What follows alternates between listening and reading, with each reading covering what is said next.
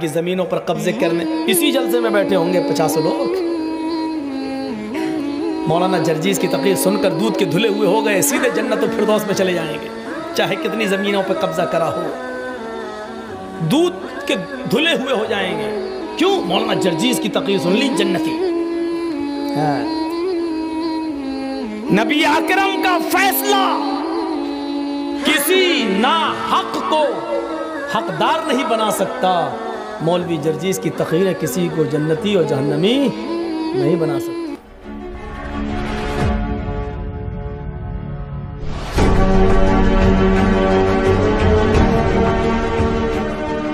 درد نہیں سمجھیں گے جن کے ہاتھ میں گھاسلیٹ ہو، پیٹرول ہو، تیل ہو، دیا سلائیاں ہوں اور آگ لگانے کے سارے سامان موجود ہیں۔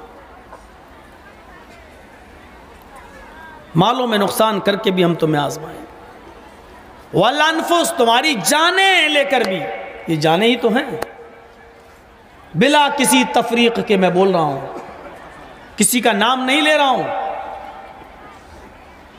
حادثے ہوں گے، ظاہر ہے کسی بستی میں آگ لگے گی تو ظاہر ہے کہ وہاں ہمارا ہی مکان تھوڑی ہے، آپ کے بھی مکان ہیں، یہ الگ بات ہے۔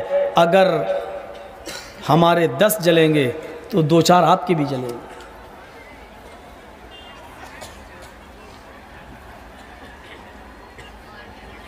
فتنے اور فساد کے جتنے بھی راستے ہیں، اسلام نے ان تمام راستوں کو بند کر دیا ہے، کیونکہ اسلام دین فطرت ہے۔ آپ کو معلوم ہے فطرت کیا چاہتی ہے؟ دیکھیے، ہم مسلمان ہیں، آپ مسلمان ہیں، بہت سے ہندو بھائی بھی ہیں، عیسائی بھی ہیں، سکھ بھی ہیں، جینی بھی ہیں، بدھسٹ بھی ہیں، پارسی بھی ہیں، ہر دھرم کے لوگ ہیں، لیکن کیا کوئی یہ چاہتا ہے کہ اسے مارا جائے؟ فطرت کا تقاضا کیا ہے؟ نیچرل بات کیا ہے؟ ہم مسلمان ہیں، ہم نہیں چاہتے کہ کوئی ہمیں مارے، ہندو بھی یہ نہیں چاہتا کہ کوئی اسے مارے، سکھ بھی نہیں چاہتا کہ کوئی اسے مارے، یعنی جان کی حفاظت ہو میری، یہ سب چاہتے ہیں۔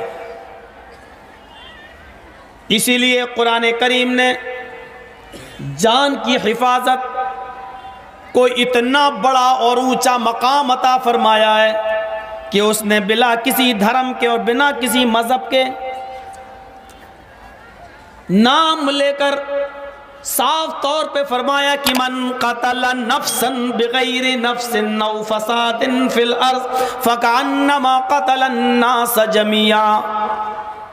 جب یہ کوئی نہیں چاہتا کہ اس کی جان لی جائے، اس کو مارا جائے، تو پھر ذمہ داری بنتی ہے کہ تم میں سے کوئی شخص کسی کو بھی قتل نہ کرے۔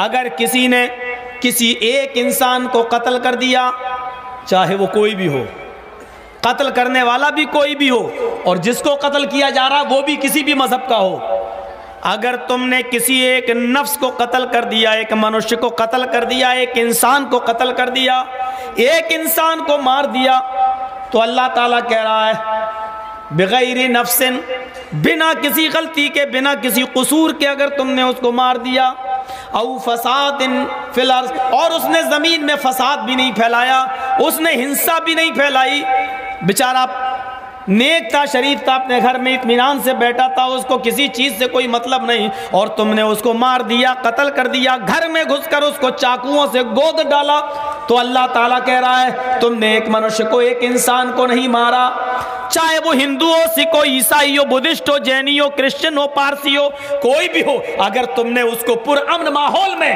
اس نے کچھ نہیں کیا اور تم نے اس کو مار دیا، تو تم نے ایک انسان کو نہیں مارا، قتلا فکأنما قتل الناس جميعا، تم نے پورے وشو کی مانوتا کو، پوری دنیا کی انسانیت کو مار ڈالا۔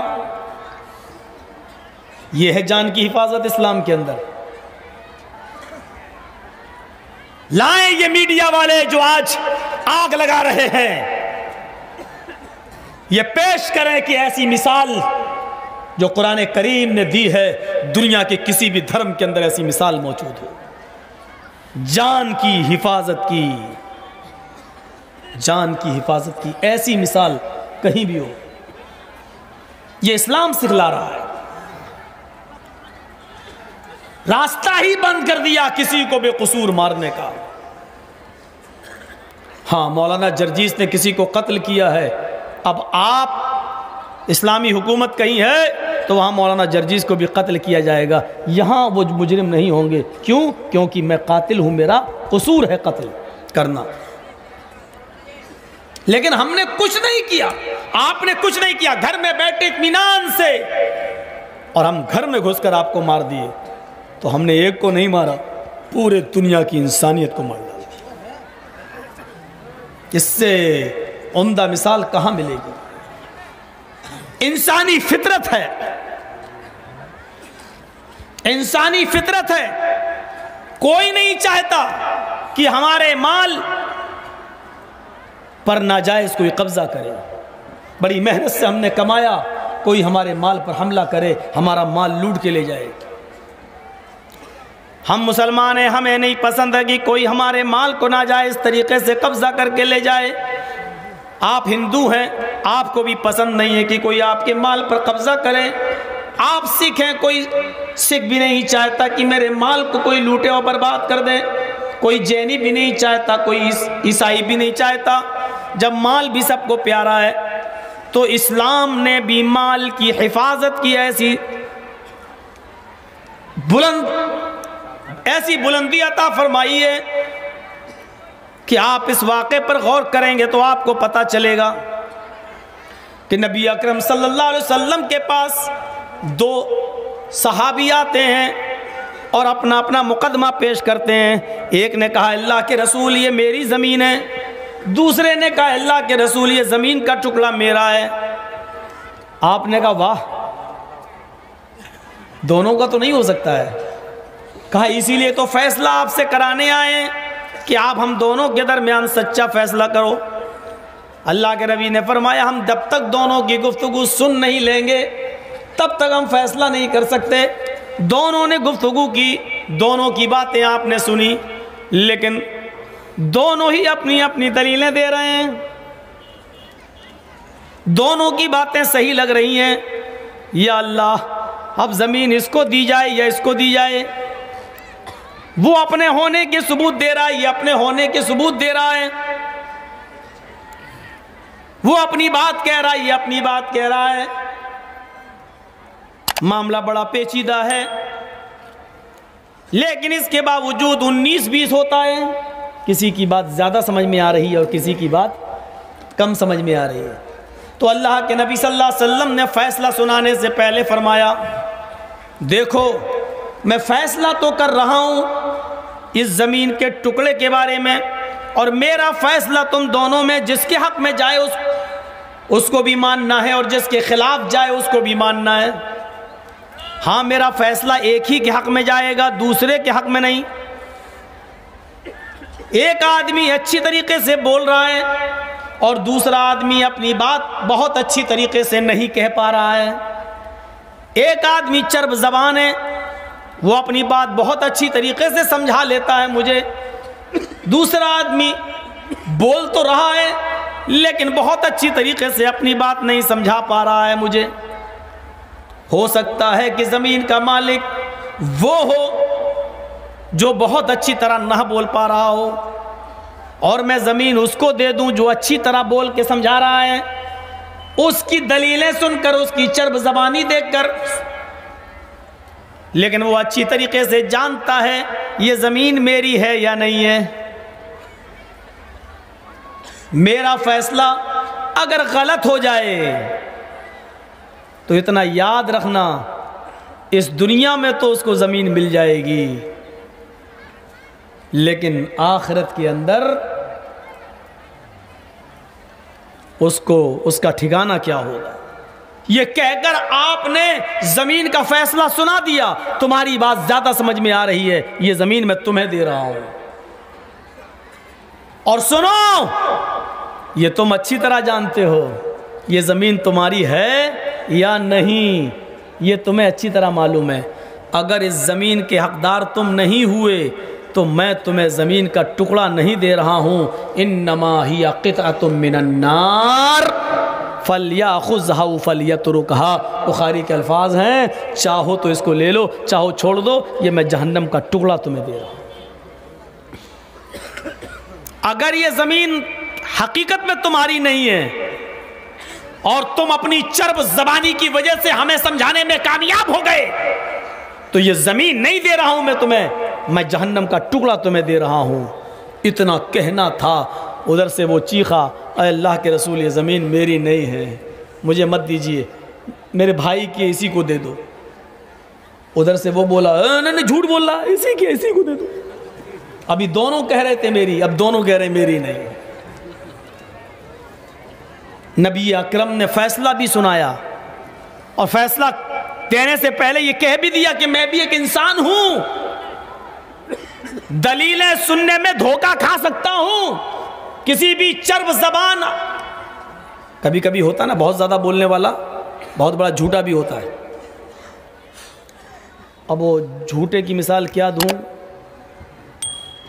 آپ سمجھ رہے ہوں گے، عقل مند ہیں آپ۔ ضروری نہیں کہ ہر وقت کہیں نام ہی لیا جائے، اتنی سمجھداری اپنے اندر پیدا کریے کہ بغیر نام کے بھی سمجھنے کی کوشش کیجیے۔ 20 سالوں سے میں آ رہا ہوں، میرے اشارے نہیں سمجھ پا رہے ہیں آپ لوگ، تو کچھ عقل مندی اپنے اندر بھی پیدا کریے۔ اگر پوری دنیا میں جھوٹ کا مقابلہ ہونے لگے کہ جھوٹے کو سب سے بڑا مقابلہ، سب سے بڑا انعام ملے گا، تو بھارت نمبر 1 پہ آئے گا۔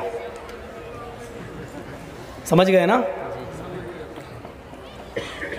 اپنی بات سمجھانے میں کامیاب ہو سکتا ہے جھوٹا، لیکن اس کو اچھی طرح معلوم ہے کہ یہ زمین میری ہے یا نہیں۔